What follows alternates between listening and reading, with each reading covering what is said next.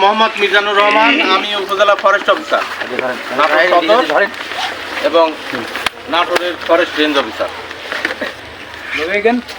এই তাল চারা আপনারা হয়তো ভাবতেছেন যে তাল চারা আবার কেন লাগায়। এক সময় এই দেশে, এই ভারতবর্ষে, এই বাংলাদেশে তালের চারা খুব অ্যাভেলেবল ছিল, তাল গাছ খুবই বেশি ছিল, মানে এত সংখ্যায় ছিল বলা বাহুল্য। সেই তাল গাছটা কমে যাওয়ার জন্যে তাল গাছটা কেন লাগানো হচ্ছে, তাল গাছটা লাগানো হচ্ছে এই জন্য বজ্রনিধক বুঝেন আপনারা, এই যে ডাক পড়ে না, এখন ডাক পড়তেছে মানুষের গায়ে, গরু ছাগলে, বিভিন্ন পশু পাখি ঘরের উপর বেশি পড়ে। আর তাল গাছ যদি বেশি বেশি থাকতো, এই বজ্রনিধক এই গাছটা, এই গাছে সেই ডাকগুলো আটকায়। তার জন্যে আমরা বিভিন্ন ফলজ বনজ ঔষধি বিভিন্ন গাছের বাগান করি। বন বিভাগ সামাজিক বনায়ন করে অংশীদারিত্বের ভিত্তিতে, আপনারা জানেন হয়তো। তার মধ্যে আমরা সরকার এই তাল ছাড়াও আমাদেরকে লাগাতে বলছে। এই কারণে আমার নার্সারিতে হাজার হাজার উত্তোলন করা আছে, বন বিভাগের নার্সারিতে এই 5টা ছাড়া আমি দিয়েছি এই উদ্বোধন করার জন্য। আমরা পর্যায়ক্রমে বিভিন্ন জায়গায় লাগাবো এইভাবে।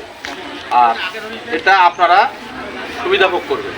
এখান থেকে খাদ্য হবে, তারপরে কাঠ হবে, জ্বালানি হবে, পরিবেশের ভারসাম্য রক্ষা হবে, বিভিন্ন দিকে উপকার আমাদের জন্য।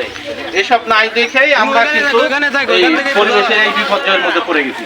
আপনারা সবাই জানেন, সময় মতো দেখেন তো এখন বৃষ্টি কখন হচ্ছে, বৃষ্টি হওয়ার কথা এখন আশ্বিন মাস, গাছ এখানে করবে, তাই না? অথচ সময় মতো বৃষ্টি হয়নি। কেন হয়নি? এই পরিবেশ অসময়ে বৃষ্টি হবে, অসময়ে শীত হবে, অসময়ে খরা হবে। আমরা এই পরিবেশের এই অভিশাপের মধ্যে আমরা পড়ে যাব। আমরা যদি সচেতন হই তাহলে এটা আমরাই অনেকটা রোধ করতে পারবো। আর আমরা যদি মনে করি যে হলে তো সবারই হবে, আমার কি, এরকম করে আস্তে আস্তে একে একে একে একে সবাই যদি এই কথা বলে হলে সবার হবে, আমার কি, তাহলে আমরা সবাই মরব। এবং আমাদের যে ভবিষ্যৎ প্রজন্ম, আমরা যে সন্তানদের রেখে যাব, তারাও আরো কঠিন বিপদের মধ্যে পড়বে তারা, তাই না? আমরা কিন্তু সন্তানদের সবচেয়ে বেশি ভালোবাসি না? মনে করেন যে আমি একা খাই, একা পড়ি, তাহলে আমার কয় টাকা লাগবে? আর আমি উপার্জন করি কত টাকা? কার জন্য করি? সন্তানের জন্য করি। সন্তানেরা যাতে ভবিষ্যতে ভালোভাবে থাকে, ভালো পরিবেশে থাকে, ভালো বাড়ি ঘর, ভালো পড়াশোনা, ভালো দিকে থাকে। আর আমরা যদি এই পরিবেশের দিকে নজর না দিই, তাহলে সন্তানেরা, আমাদের ভবিষ্যৎ প্রজন্ম অনেক অনেক বিপদের মুখে পড়বে, অনেক। আমরা এত কিছু, এত টানাটানি করে এত যে ইনকাম আয় করতেছি, এত জমা রাখতেছি তাদের জন্য, এসব বিফলে যাবে। তাই আমরা সময় আছে এখনো, আমরা এই পরিবেশের দিকে তাকাই। বিভিন্ন ফলজ বনজ ঔষধি বিভিন্ন কাঠের চারার সাথে সাথে তাল চারাও রোপণ। ধন্যবাদ, আপনারা ভালো থাকেন।